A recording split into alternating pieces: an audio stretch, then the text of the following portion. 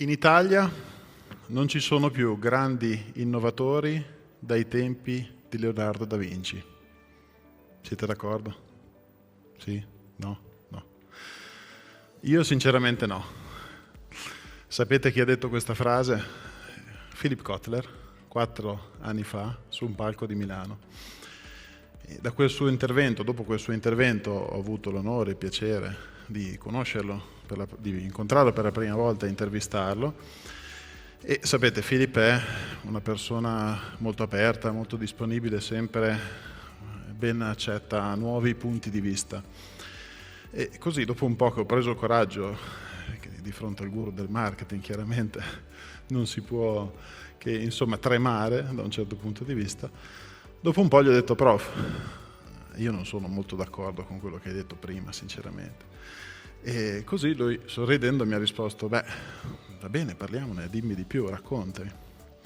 Ed è stata proprio quella conversazione l'inizio di un'avventura che ci porta qui oggi a presentare questo libro. E il mio intento, l'intento di Wivo e di Kotler Impact, era quello di dimostrare a Philip e al mondo che l'Italia è un paese dove si fa innovazione, è un paese ricco di aziende brillanti, creative, geniali.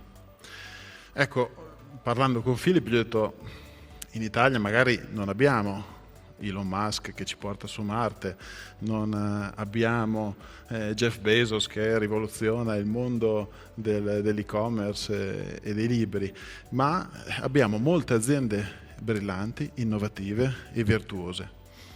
Come diceva Seneca, non esiste vento favorevole per il marinaio che non sa dove andare. Essentials of Modern Marketing vuole essere proprio questo, non solo un libro di marketing, ma una guida per i manager, gli imprenditori e gli studenti che vogliono creare un futuro migliore attraverso il marketing, esattamente come diceva prima Philip. Più che raccontarvi cosa troverete nel libro, ascolterete le parole appunto di alcune delle aziende coinvolte che parleranno dopo di me, mi interessa raccontarvi perché noi di Wivo abbiamo accettato di lavorare su questo progetto insieme a Fame e a Kotler Impact, proprio perché in Italia abbiamo trovato delle aziende che hanno a cuore la sostenibilità, che fanno innovazione, e nelle storie del libro troverete che molte aziende già parlano con e verso le nuove generazioni, che pianificano in modo virtuoso il loro legame con l'ambiente, il territorio, la comunità. Però molte aziende, molte PMI soprattutto, ma non solo, non sono così. Guardano al profitto come unico obiettivo e non si preoccupano molto del contesto in cui operano, in cui vivono. Sapete, è proprio per questo motivo che abbiamo voluto abbracciare questo progetto e raccontare storie di marketing virtuoso e di economia civile.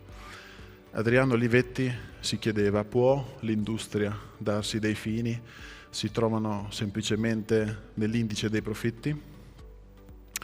Quando mi hanno detto che per arrivare al campus sarei dovuto passare per via Adriano Olivetti, ho detto: beh, allora questo effettivamente è davvero il posto dove avviare un motore del cambiamento e di innovazione. E stamattina effettivamente, viaggiando e visitando il vostro campus, ho effettivamente percepito un'aria diversa, un vento favorevole, se vogliamo. In molti conoscono la storia di Adriano e la sua idea di fabbrica per l'uomo, però in pochi sanno che l'economia civile è nata in Italia già a metà del Settecento, ben prima appunto di Olivetti, con Antonio Genovesi, che è stato il primo in Europa ad ottenere una cattedra di economia all'Università di Napoli. E ancora in meno sanno in realtà che proprio a Modena venne assegnata la prima cattedra al mondo di economia civile. Il professore era Agostino Paradisi, nato a Vignola, dove noi di Wivo abbiamo gli uffici principali. Quindi l'economia civile fa parte della nostra storia, abbiamo solo bisogno di riscoprirla.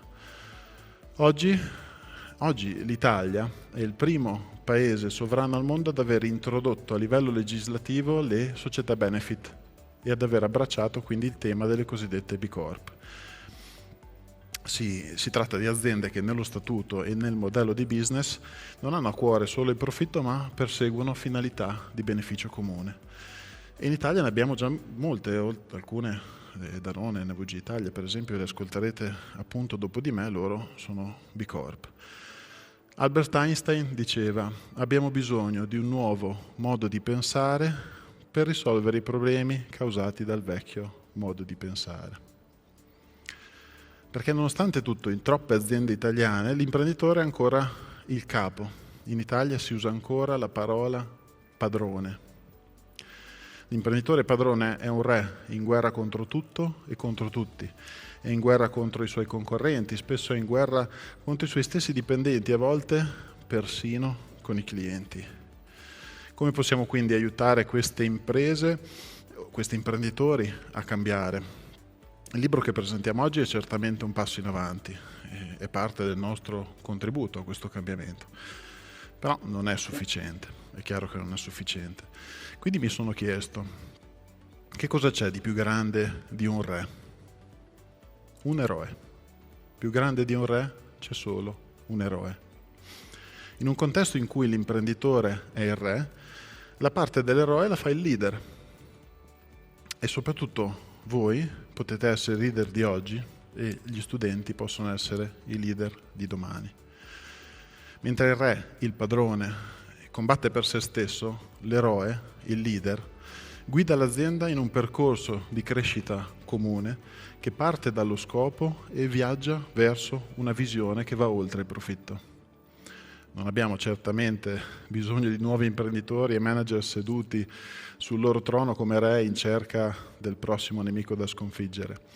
Ciò che vorremmo raccontare attraverso questo libro è che il successo non è fatto solo di battaglie e tesori, ma anche di collaborazione, di relazione. Il Covid in particolare ci ha aperto gli occhi sul fatto che i cosiddetti nemici non sono i competitor, i fornitori, i clienti, i dipendenti. Tutti gli stakeholder sono importanti, tutti coloro che sono coinvolti nell'andamento dell'azienda possono essere parte di questo grande cambiamento di cui ormai non possiamo più fare a meno. E da dove possiamo e potete iniziare quindi? Diventando leader.